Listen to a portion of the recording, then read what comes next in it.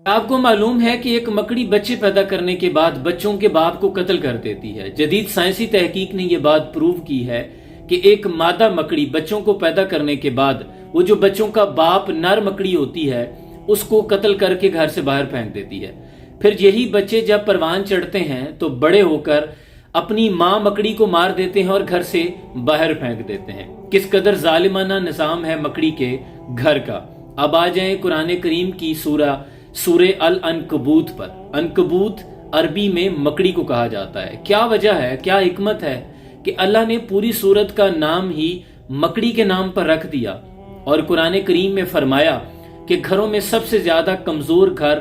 مکڑی کا ہے اگر انسان علم رکھتے۔ اب اس میں حکمت کیا پوشیدہ تھی؟ جدید سائنسی تحقیق نے یہ ثابت کر دیا ہے کہ جب کمزور گھر کا خیال آتا ہے تو میں نے بھی پڑھنے سے پہلے یقیناً آپ بھی یہی سوچتے ہوں گے، اس کے جالے کی طرف اشارہ جاتا ہے کہ اس کا ظاہری جالا اس قدر کمزور ہے کہ اسے کہا جا سکتا ہے کہ اس کا گھر بڑا کمزور ہے۔ لیکن تحقیق کے بعد یہ راز کھلا کہ جو مانوی طور پر اس کے گھر کے اندرونی معاملات تھے، جو اندرونی دشمن اور خانہ جنگی کی طرف اشارہ تھا کہ اس کے اندر کتنے راز پوشیدہ ہیں۔ بلا شبہ قرآن کا ہر لفظ زندگی بخشتا ہے۔ جب اس صورت کی مزید تفصیل میں جائیں تو اس صورت میں تمام فتنوں اور سازشوں کا ذکر ہے۔ آغاز کچھ یوں ہوتا ہے،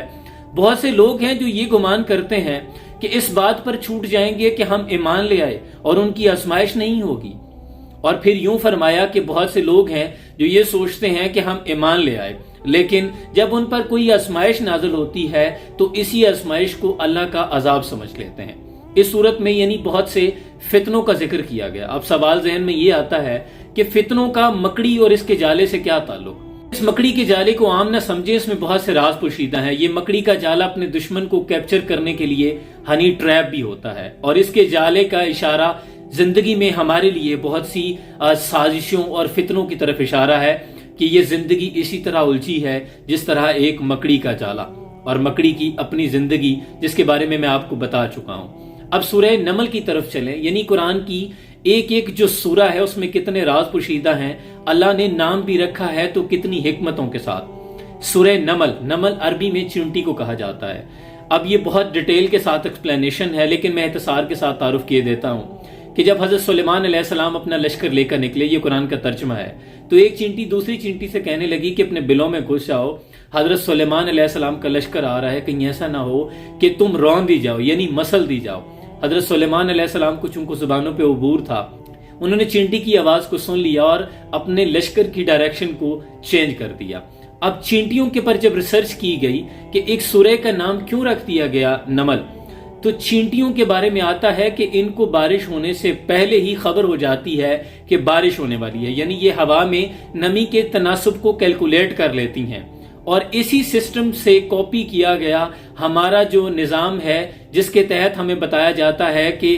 بارش کی پریڈکشن ہے، بارش ہونے والی ہے۔ اس سسٹم کو ہائیڈروفالک کہتے ہیں جو چینٹی کے اندر موجود ہے، اور چینٹی جب راستے میں چلتے ہوئے آپ نے دیکھا ہوگا کہ چینٹی دوسری چینٹی کے منہ کے ساتھ منہ جوڑ کر آگے گزر جاتی ہے، یعنی یہ بات بھی نہیں کرتی، اس کے منہ کے اندر سے ایک سلائیوا سا نکلتا ہے، ایک مواد نکلتا ہے جو دوسری چینٹی کے منہ پر یہ مل دیتی ہے، اس میں ایک کوڈڈ میسج ہوتا ہے، دوسری چینٹی اسی میسج کو سمجھ آتی ہے کہ وہ چینٹی کیا کہنے والی تھی۔ یعنی یہ قرآن کی جو سورہ ہیں اس میں اس قدر حکمتیں پوشیدہ ہیں کہ انسان کی عقل دھنگ رہ جائے، اسی لیے حکم دیا گیا کہ غور و فکر کیا کرو، غور و فکر کے ساتھ قرآن کو پڑھا کرو۔ لیکن ہمارے معاشرے میں ہمیں بچپن سے یہی بتایا گیا کہ قرآن کو پڑھنے سے ثواب ملتا ہے، ایک حرف کے بدلے 10 نیکیاں ہیں، اتنا پڑھیں گے تو اتنا ثواب ہوگا۔ علماء حضرات ہمیں یہ تو بتاتے ہیں کہ حضرت یوسف علیہ السلام بہت حسین تھے، لیکن یہ نہیں بتاتے کہ وہ کون سی معاشی پالیسی تھی کہ 7 سال مصر کو قحط کا سامنا تھا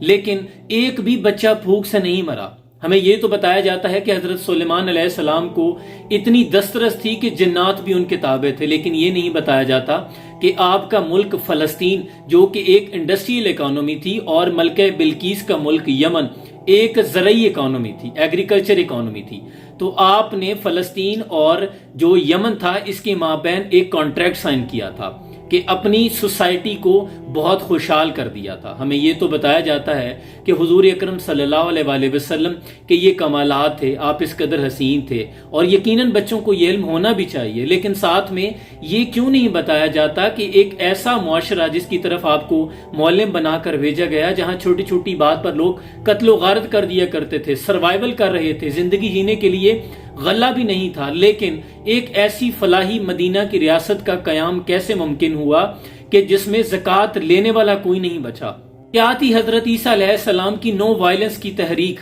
وہ حضرت موسیٰ علیہ السلام کی حکمت عملی کیا تھی کہ اتنے بڑے فرعون کے خلاف اتنی بڑی آزادی کی تحریک اور ایک بھی شخص کا قتل نہیں ہوا؟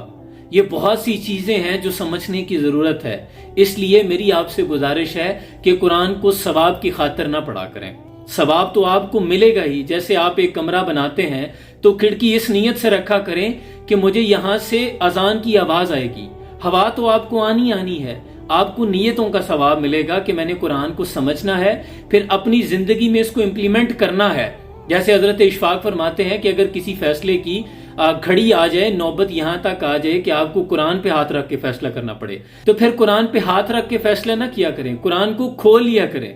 آپ کو قرآن بتا دے گا کہ فیصلہ کیسے کرنا ہے۔ تو اس کا ایک ایک لفظ انسان کو زندگی بخشتا ہے۔ جب آپ سمجھ کر پڑھیں گے تو پھر یہ آپ کے ذہنوں پر بھی، آپ کے اعصاب پر، آپ کے دلوں پر بھی اثر کرے گا۔ اقبال کہتے ہیں تیرے دل پر نہ ہو جب تک نزول کتاب، گراں کشا ہے راضی نہ صاحب کشاف۔ جب تک یہ قرآن تیرے دل پر نزول نہیں کرتا تب تک تو تفسیر رازی کا مطالعہ کر، تفسیر کشاف کا مطالعہ کر، تجھے کچھ سمجھ نہیں آئے گا۔ افسوس ہمارے معاشرے میں جب کوئی مرنے کے قریب ہوتا ہے تو روح اٹک جاتی ہے، تو کہتے ہیں اس کے سرانے سورہ یاسین پڑھو تاکہ اس کی روح آسانی سے نکل جائے۔ وہ قرآن جس سے ہم نے زندہ رہنا اور جینا سیکھنا تھا، ہم نے اسی قرآن سے مرنا سیکھا۔ اللہ کریم سے دعا ہے اللہ ہمیں قرآن کو صحیح معنوں میں پڑھ کر پھر تحقیق کر کے سمجھنے کی توفیق عطا فرمائے، اور اس پر پھر عمل پیرا ہونے کی بھی توفیق عطا فرمائے۔ بہت سا پیار، سلام پہنچے۔